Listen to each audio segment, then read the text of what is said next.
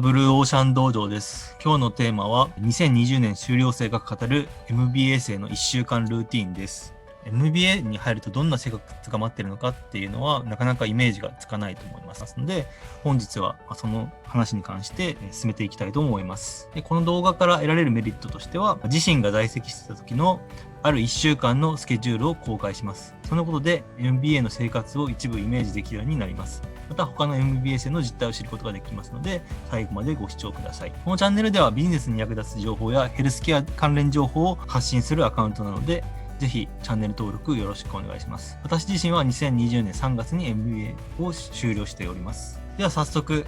私の2018年の M1 の秋の1週間のスケジュールについてまず進めさせていただきます。もちろんこれはコロナ前のものとなっています。でここで見てわかる通り、平日はまず仕事を夕方までやっておりまして、5時半まで仕事した後に MBA に通っていたというような感じです。それで MBA に週4平日行って、あと土曜日に1回行っていたという感じですね。で土曜日は朝9時から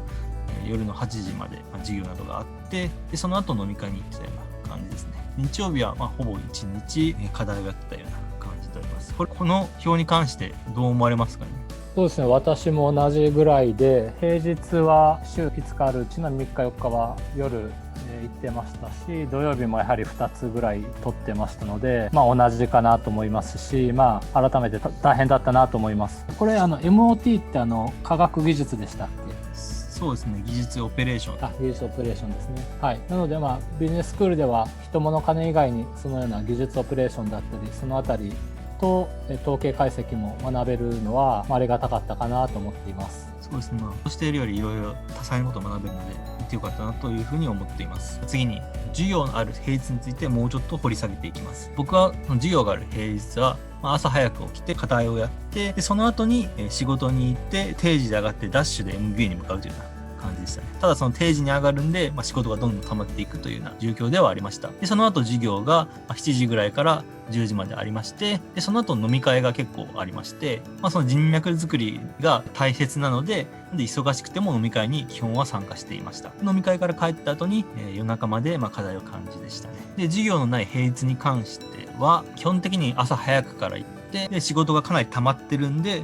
それを夜12時、終電まで仕事をして帰ってちょっとだけ課題をやるというような感じでしたね。やはり MBA に通っていると仕事を早く上がってで授業に行くというようなことをやってたんで、仕事がどんどん溜まっていくというような状況がありましたので、 MBA に行かない日はかなり仕事をやっていました。次土曜日なんですけども、土曜日は朝からデータ分析部という立ち上げた部活があったんですけど、その部活の勉強会をやってました。でそれがだいたい90分くらいあったんですけど、それの教室予約とか発表者のオーガナイズなどもしてたので、これ以外の時間も結構かかってはいました。でそれが終わった後、ヘルスケアの団体の会議とかをして、でお昼ご飯を食べて、その後授業を1時から8時まで受けていたというような感じですね。でその後授業が終わった後に飲み会に行って、ネットワーキングであったり授業のディスカッションであったり、グループワークをやっていたという感じですね。で日曜日ですけど、日曜日は仕事を切り上げて帰ってたことがやっぱ多かったんで、朝は仕事してたことが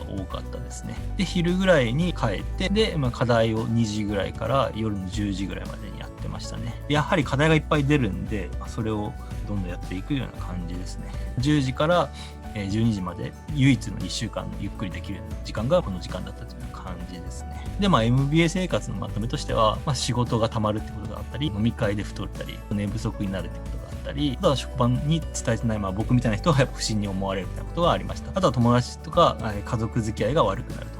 ということはありました。ただ時差出勤、時間給、そこら辺の制度をうまく使いこなせるようになりました。もう一つ付け加えるとしたら、意味のある人脈がいっぱいできたということがありました。ここら辺どうですかね。そうですね、結構仕事とビジネススクールの両立は大変だったんですけれども、その分体力がついたなと思ってまして、ビジネススクール終了後もですね、そういったハードな日々になれる体制ができているので、ビジネススクールがなくなったらビジネススクールにかけてた時間を他の自分がやりたい仕事にうまく振り分けられるようになったので良かったと思ってます。そうですね、やっぱりその MBA になれると時間の使い方がかなりうまくなるというようなことはありますので、そこら辺もやっぱり通っててよかったなっていうところではありますね。で最後まとめますと、MBA に入る人は可能な限り周囲にそれを伝えて、ある一定の理解を得てもらってサポートしてもらい、実りの多い生活を楽しむことがいいです。僕自身、職場に黙って MBA に通